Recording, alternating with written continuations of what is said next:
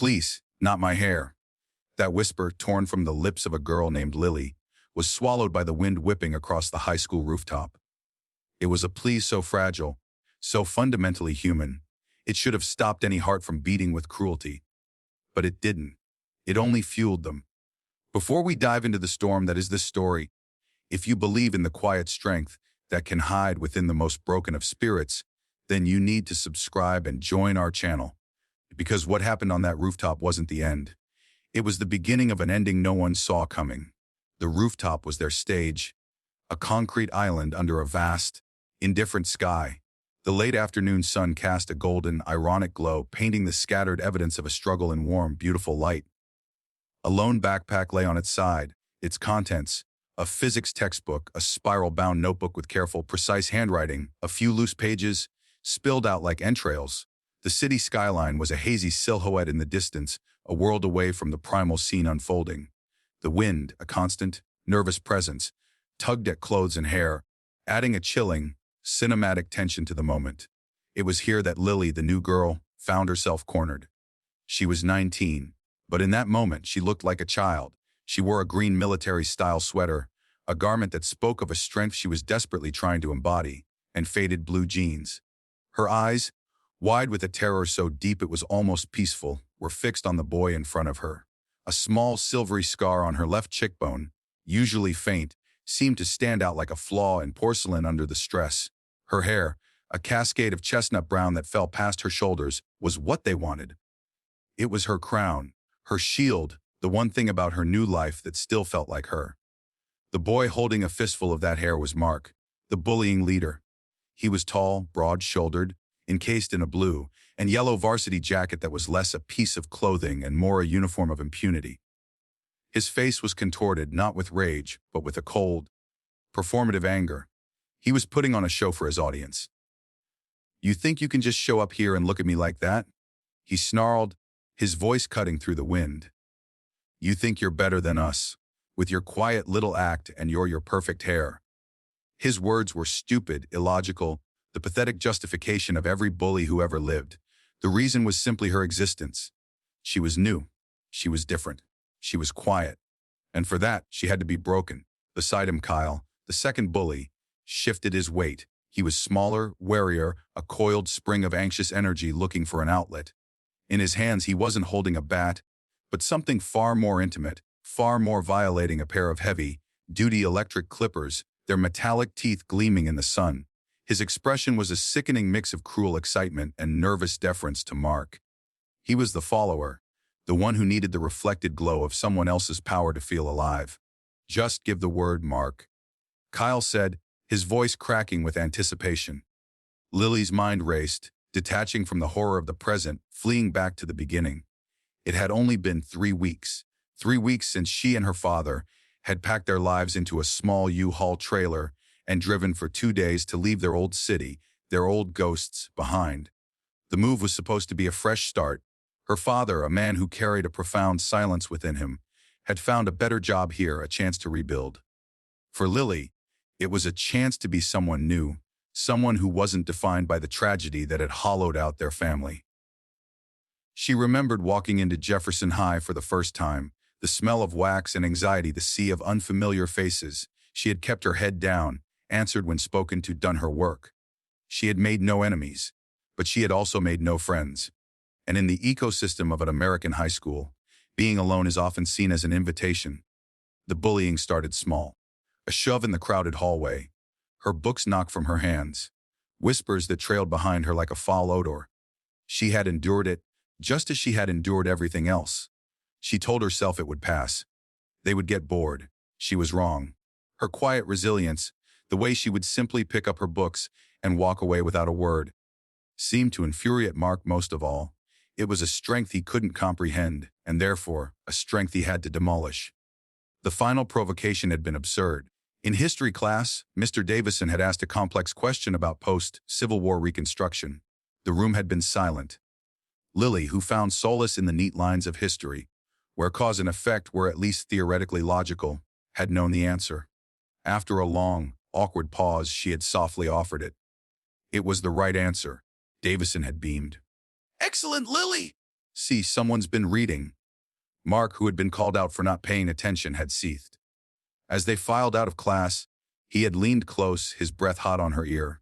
Teacher's pet, think you're smart. Today, you're going to get a different kind of lesson. He and Kyle had cornered her by her locker after the final bell, their voices low and threatening. They'd steered her, with a terrifying casualness, up the stairwell to the roof, the one place they knew they wouldn't be interrupted.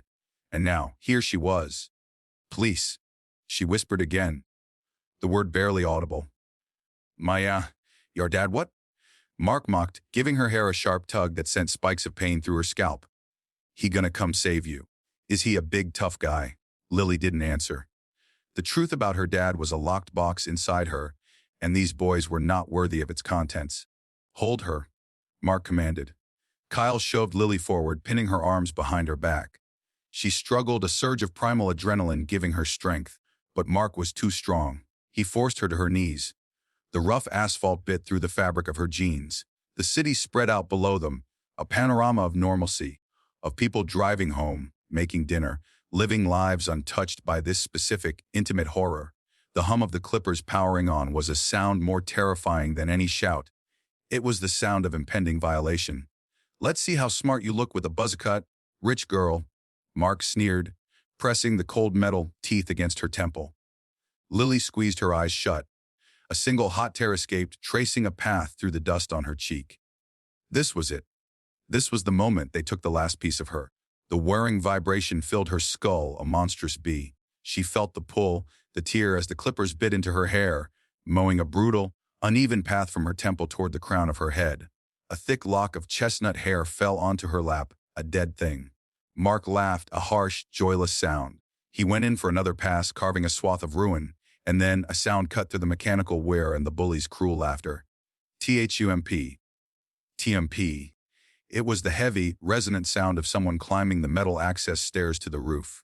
The steps were deliberate, unhurried, each one a solid, weighty impact that seemed to vibrate through the concrete beneath their feet.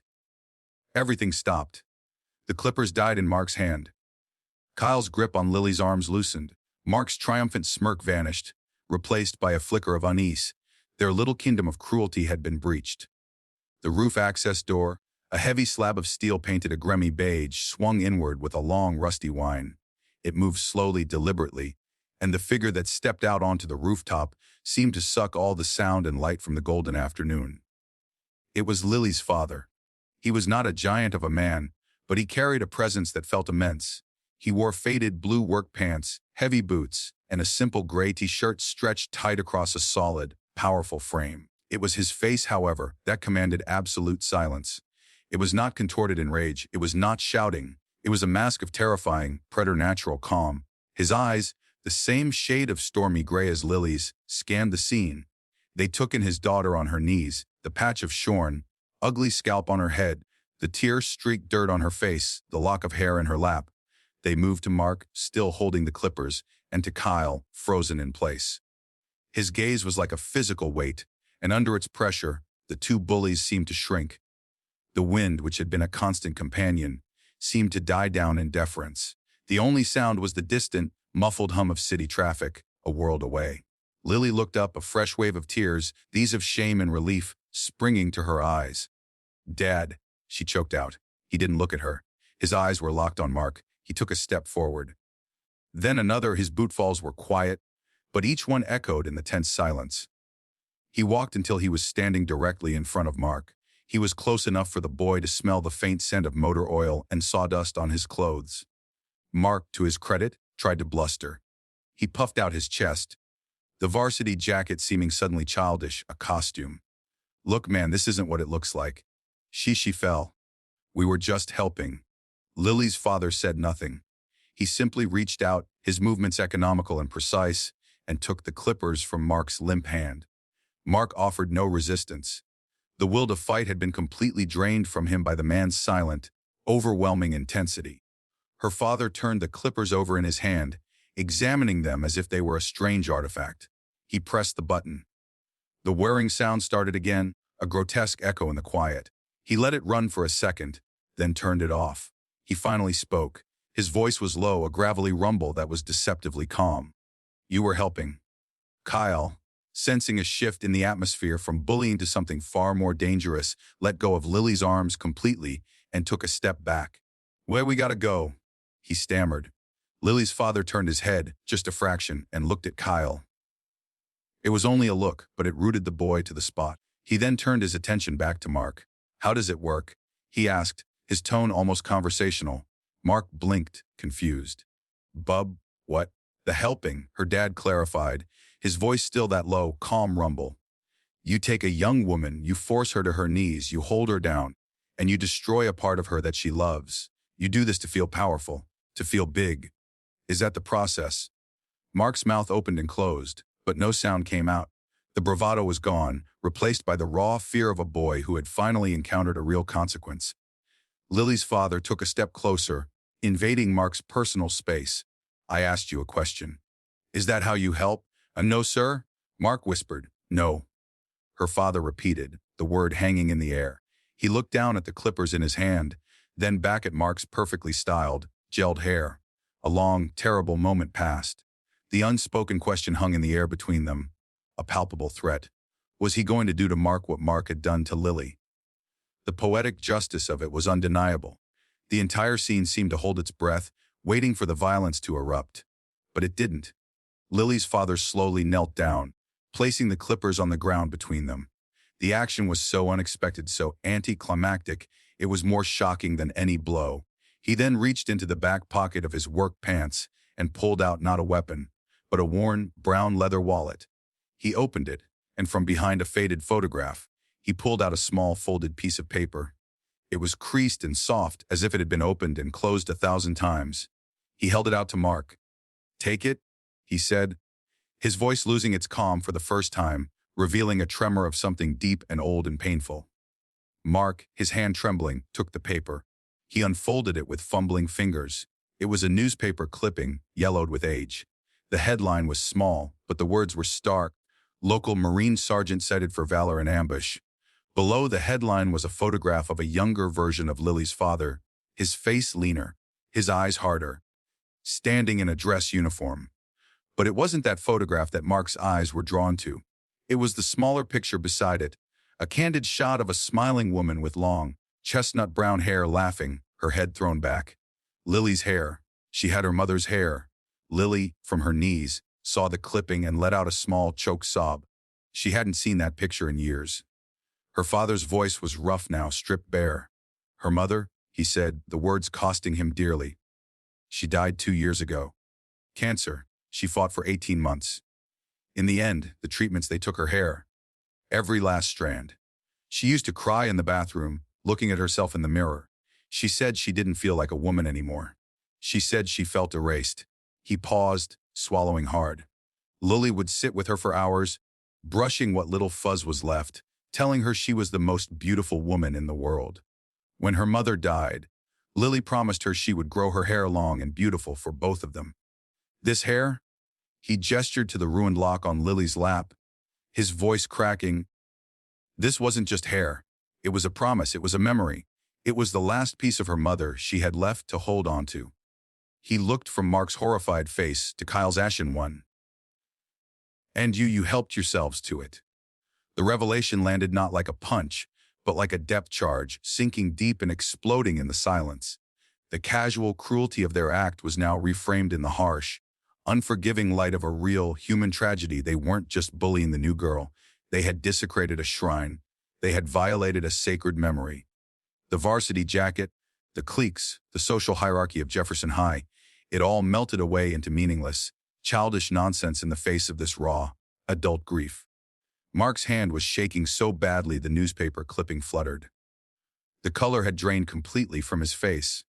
He looked from the picture of the smiling, vibrant woman to Lily, kneeling broken on the ground, and for the first time he didn't see a target.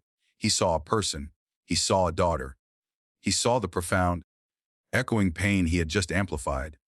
I didn't know, he stammered, and it was the first true, unvarnished thing he had said all afternoon. Of course you didn't know, Lily's father said, his voice wary now, all the fire gone out of it. You don't look. You just take. He reached out and took the clipping back, folding it with a tenderness that was more powerful than any threat. He tucked it carefully back into his wallet, and the wallet back into his pocket. It was a ritual, the closing of a sacred text. He then turned away from the boys, dismissing them as if they were ghosts. He walked to his daughter. He didn't pull her to her feet. He didn't tell her it was okay. He simply knelt in front of her on the rough asphalt and looked into her eyes. He reached out a calloused, work-roughened hand and, with an impossibly gentle touch, brushed his thumb across her cheek, wiping away a tear and a smudge of dirt. "I'm sorry, Lily girl," he whispered, using a name he hadn't called her since she was a child. "I'm so sorry I was late." In that moment, the dam inside Lily broke. The terror, the humiliation, the grief for her mother, it all came flooding out. She fell forward into her father's arms, burying her face in his shoulder, her body shaking with ragged, uncontrollable sobs. He held her, his solid, quiet presence a fortress against the world. He didn't shush her. He didn't tell her to be strong. He just held her, letting the storm pass through her, absorbing her tremors into his own steady frame. Mark and Kyle stood there, forgotten, witnessing a scene of such raw, intimate healing that they felt like voyeurs in a church. The shame that washed over them was a physical sensation, hot and nauseating. They looked at each other, and without a word, they began to back away toward the roof access door. They slunk away, their exit as quiet and insignificant as their presence had now become. The door clicked shut behind them, leaving father and daughter alone in the golden light. He held her until her sobs subsided into hiccuping breaths. When she finally pulled back, her face was puffy and red, but her eyes, though swimming in tears, held a new clarity. "Your hair?" She began, her voice thick. "It's just hair, Lily girl." He said, his voice firm now. "It will grow back. What matters is what's inside here." He tapped a finger gently against her temple. "And in here?" He laid his hand over her heart. "And that is unbreakable. You are your mother's daughter. And you are mine. Nothing they can ever do will change that." He helped her to her feet. He picked up her scattered books, placing them carefully back into her backpack. He slung it over his own shoulder. Then he took off his simple gray t-shirt, revealing a worn white undershirt beneath. He gently draped the shirt over Lily's head, covering the shorn, vulnerable patch, creating a makeshift hood. It was an act of pure, unthinking protection. It smelled of him, of safety, of home. Arm in arm, they walked toward the roof door. Lily paused for a moment, looking back at the spot where she had been kneeling. The lock of her hair was still there, a dark scribble on the concrete. She didn't go back for it. She let it lie. It was part of the past now. They descended the stairs together, their footsteps echoing in the empty stairwell, a united front. They walked out of the school, into the parking lot, and towards their waiting, beat-up sedan. The world went on, unaware of the small, brutal war that had just been fought and won on a rooftop. The story doesn't end with a dramatic, public reckoning for the bullies. There was no assembly, no suspension splashed across the school news. The real consequences were quieter, more internal, and therefore more real. Mark and Kyle were never the same. The memory of Lily's father's quiet voice, the image of that newspaper clipping, the sound of Lily's heartbroken sobs, it haunted them.